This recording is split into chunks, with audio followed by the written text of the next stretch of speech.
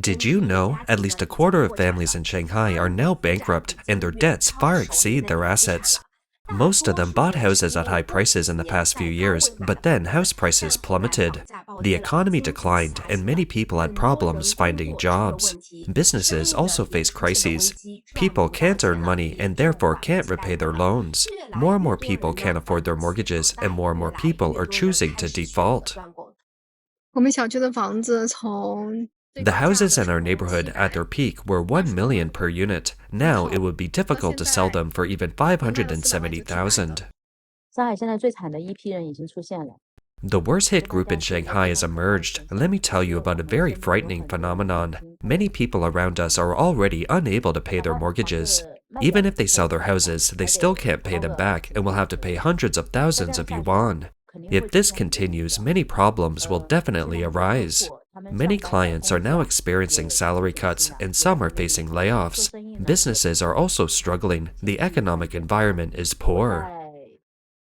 The downward trend in China's housing market is undeniable. Shanghai, once considered the country's most solid real estate fortress, is now teetering on the brink of collapse. The resale housing market is particularly devastated, with prices in some areas nearly halved, and the former asset preservation myth is rapidly crumbling. For many middle-class Chinese, a house is not just a place to live, but also the core of their wealth and a symbol of status. However, when the market reverses, overlapped with waves of layoffs and unemployment, they find themselves trapped in an inescapable predicament. They can't sell their houses, can't repay their loans, and their quality of life plummets.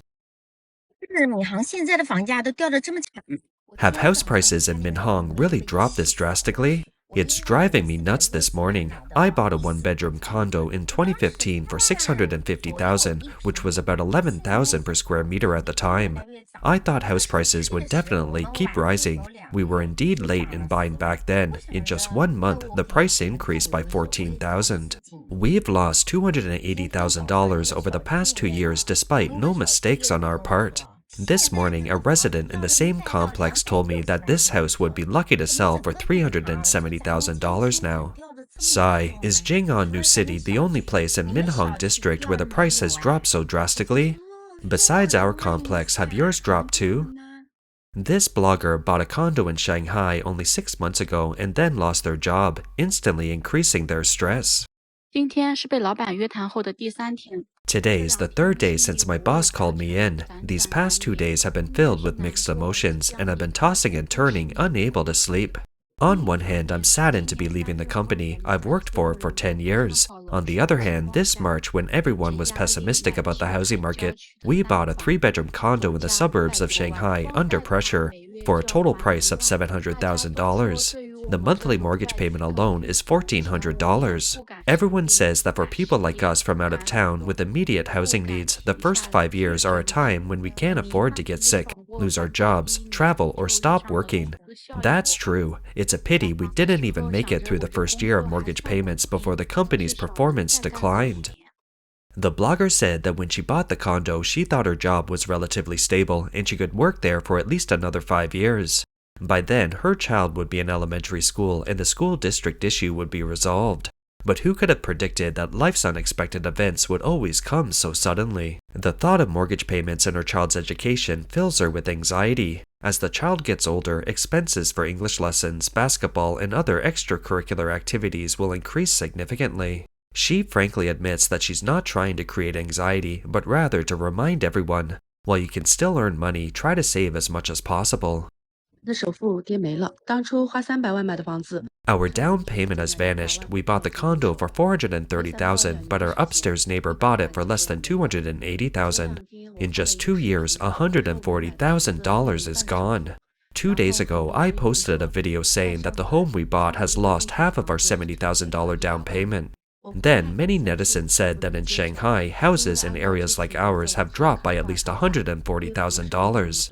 I couldn't believe it and couldn't accept it, because according to the listing prices I saw online before, the drop wasn't that much. Until I mustered up the courage to talk to my upstairs neighbor who had just bought a home and was still doing the finishes, to verify it, my panic finally subsided. The same layout, the same size, and they bought it for less than $280,000. The blogger said that after talking to her neighbor, she felt a chill. She hadn't expected such a huge difference between the listing price and the actual selling price. In just 2 years, $140,000 had gone down the drain. It's impossible not to feel heartbroken. They bought the home in Shanghai in 2023, thinking it would be the beginning of a happy life, but it turned into a nightmare of asset devaluation. Some people advised her that since it was for their own use, as long as they didn't sell, it wasn't a loss. But even so, every time she saw the house prices continue to fall, she couldn't help but feel a pang of pain. Some suggest selling now before prices hit rock bottom to cut losses, but the reality is, in this market environment, who would be willing to buy?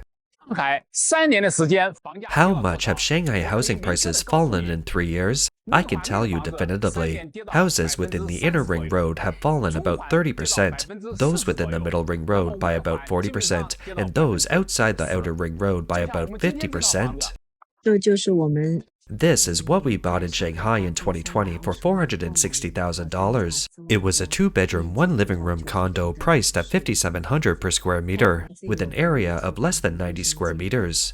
The condo had a separate kitchen and bathroom. We paid a 50% down payment of $230,000, and the remaining $230,000 was covered by a commercial loan of $160,000 and a House Provident Fund loan of $70,000, with monthly payments of approximately $1,300. Now, similar units in the same complex are listed by real estate agents for only $360,000. Compared to the down payment, we lost $100,000. The blogger lamented that their generation, those born in the 80s and 90s, has become the harvested in the real estate market. If they had bought a home a few years later, they could have bought a larger and better one for the same amount of money and wouldn't have had to worry about upgrading. However, although people lost a lot of money due to the drop in housing prices, at least they now have a home of their own in Shanghai. The child no longer needs to move around and in an unfamiliar city finally has a light of their own, bringing a sense of stability to their life. 并不可怕。 Unemployment isn't scary. What's scary is losing your job right after buying a home. Last March, my husband and I spent $500,000 on our old rundown condo outside Shanghai's Outer Ring Road. But in August, just after the finishes were done, I received a layoff notice from my company and I still haven't found a job. When we first bought the condo, we were still basking in the joy of moving into our own new home after doing finishes, but I never expected things to turn out this way so quickly. Thinking about the huge debts, a $140,000 mortgage and $1,400 a month for the mortgage makes me incredibly anxious. My husband's entire salary goes towards paying off the debts, and the money in his housing fund can cover the current mortgage payments. The blogger says that in the past, she spent money like water, often buying things online every few days. Now, with a reduced spending habit, she has to carefully budget her daily expenses. Despite this, she still believes that one day the clouds will part and the sun will shine through, bringing a turning point. 8年前在上海 I bought a condo in Shanghai 8 years ago and it was actually depreciated by 2/3. In May 2017, in order to get a Shanghai hukou for our unborn baby, we took out $85,000, which we had scraped together.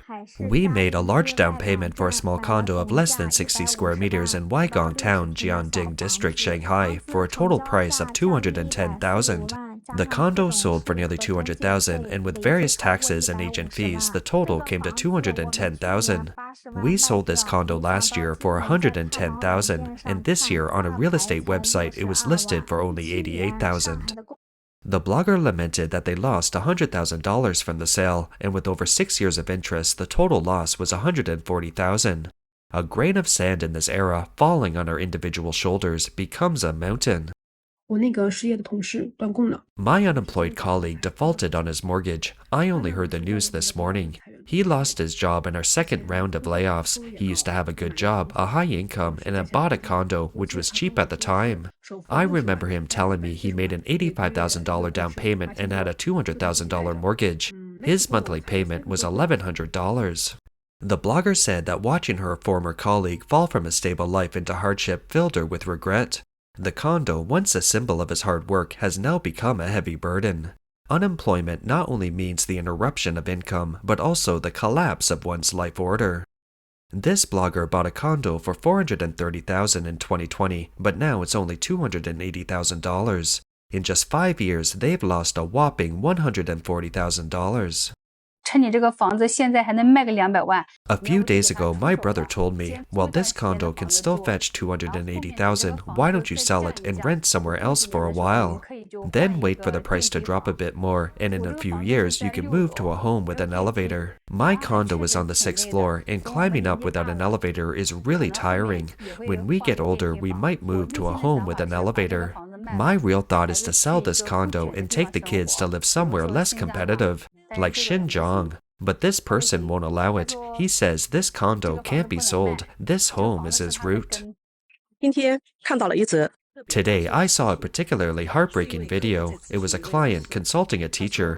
He said that in 2021, he took out a $1 million loan to buy a $1.7 million condo in downtown Shanghai for his son as a wedding home.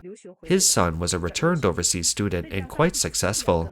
Plus, both he and his wife had good jobs and decent incomes, and they were quite confident, thinking that housing prices would continue to rise. In 2022, their baby was born, which was very joyful, but also a significant expense. The blogger said that in 2023, the company's performance declined and the son's salary was directly reduced. In 2024, the son's company also went downhill and he was eventually laid off. Now, the monthly mortgage payments are almost suffocating the family. Selling this home would result in a loss of at least $850,000. However, keeping it would make it difficult to survive. The family was extremely anxious, so they consulted a teacher, hoping for advice. 准备亏多少？现在 How much are you prepared to lose now? 就是顺应市场行情的。 Just going with the market trend, I'm not expecting to make a profit. The condo is 121 square meters. The property area is 119.2 square meters. What was the original price? The original price was probably $1 million. How much are you prepared to lose now? Just going with the market trend, I don't want to lose too much. The bottom line is $700,000. 我裸辞了，在上海背200多万的房贷。 I quit my job. With a $280,000 mortgage in Shanghai, would you dare quit without a backup plan? After hesitating for 3 months, I finally decided to quit. I completed the resignation procedures at my company yesterday and started at my new company today. I haven't dared to take a single day off during this seamless transition. I worked in sales at an internet company and my income wasn't very stable. It mainly relied on performance-based commissions. When sales were good, my base salary commission could bring in $3,000 a month, but when sales were bad, even working myself to the bone, I'd only earn less than $1,000 a month. The blogger said that this year her company underwent a business transformation and her work became much more difficult than before. Although she persevered for 3 months, she didn't see any significant improvement. She admitted that someone like her with a family to support and a mortgage simply couldn't afford to wait. Therefore, she decided to try again at a different platform, hoping everything would go smoothly at her new company and that she could quickly get into the swing of things. A netizen nicknamed Brother Tsai told reporters that he bought a condo in Shanghai for $310,000 in 2017. This year, due to difficulties maintaining his business in Shanghai and excessive pressure, he plans to sell the condo and return to his hometown in Hebei.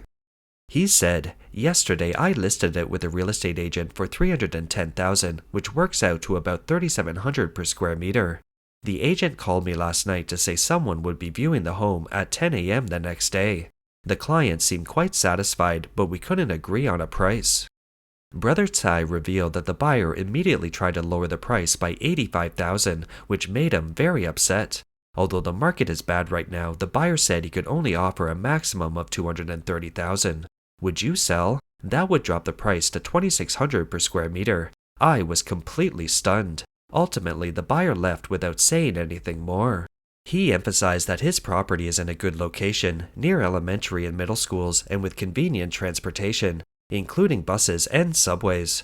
When housing prices first started to fall, similar properties could sell for as high as $4,300 per square meter. "If I could negotiate down by $28,000, I might be able to close the deal," said Tsai Ge helplessly. But cutting it down by $85,000 is unacceptable. Shanghai resident Li Fang told reporters that she owns a small one-bedroom condo near the Middle Ring Road.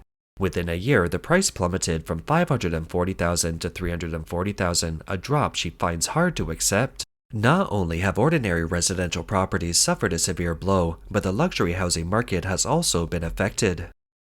Real estate blogger Moon Nice House revealed on a program that a luxury home that once sold for $14 million is now selling for only $6 million, a drop of nearly half.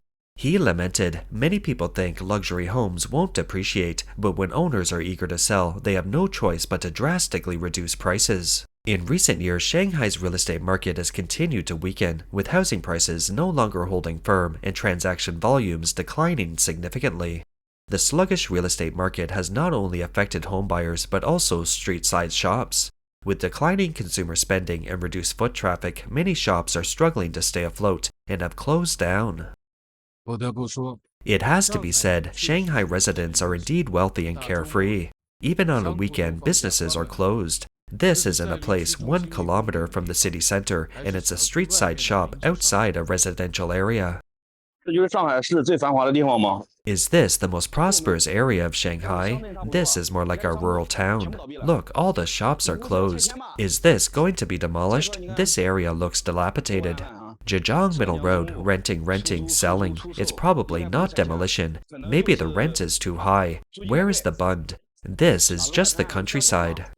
Why do I feel like Shanghai's economy is worse than those of second and third tier cities?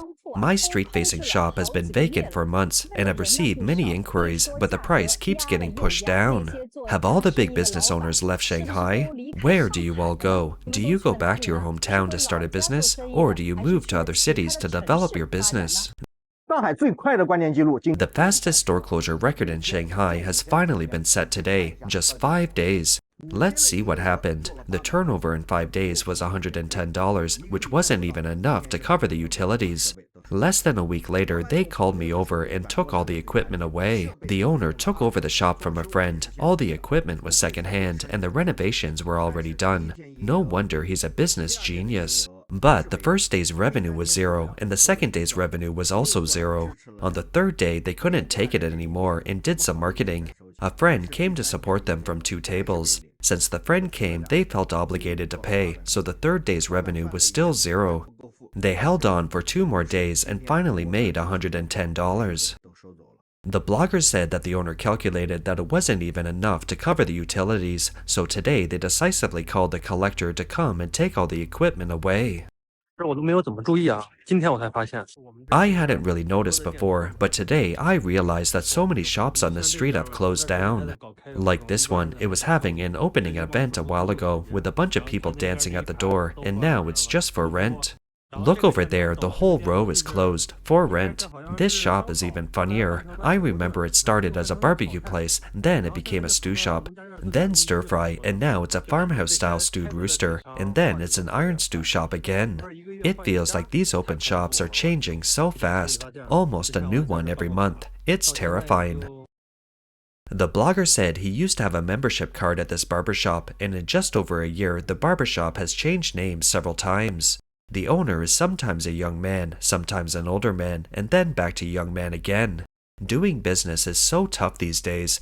This street downstairs is only 200 or 300 meters long, but there are 7 or 8 supermarkets crammed in. Can anyone survive with that kind of competition?